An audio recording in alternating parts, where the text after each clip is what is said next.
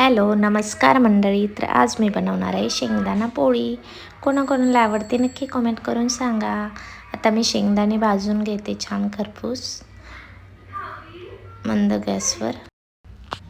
शेंगदाणे भाजले की मिक्सरला बारीक करायचे छान.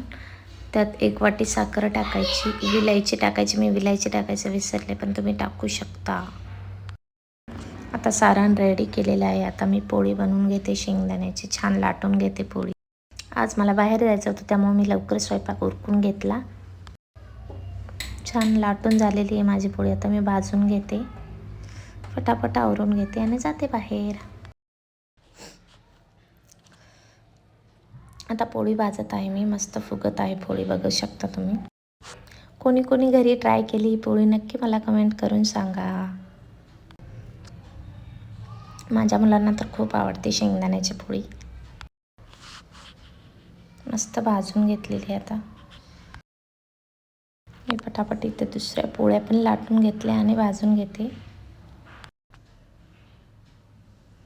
कशी मस्त फुलली आहे माझी पोळी, बघू शकता तुम्ही. झाल्या माझ्या पोळ्या. आता मी रेडी होऊन निघते बाहेर. कशा झाल्यात बघा तुम्ही. तर आम्ही इथे आलेलो आहोत. इथं लहान मुलांसाठी बालजत्रा होती फ्रीमध्ये. आमच्या शेजारच्याच बिल्डिंगच्या साईडला होती, म्हणजे जवळच होती, त्यामुळे आम्ही आलो.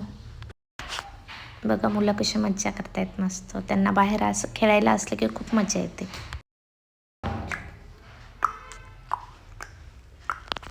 फक्त लहान मुलांसाठीच होतं, बायकांचं काही पण नव्हतं यात.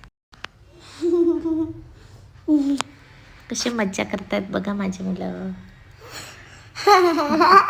घसरगुंडी खेळतायत. आमचा सूरज खूप भित्रा होता, भित्रा.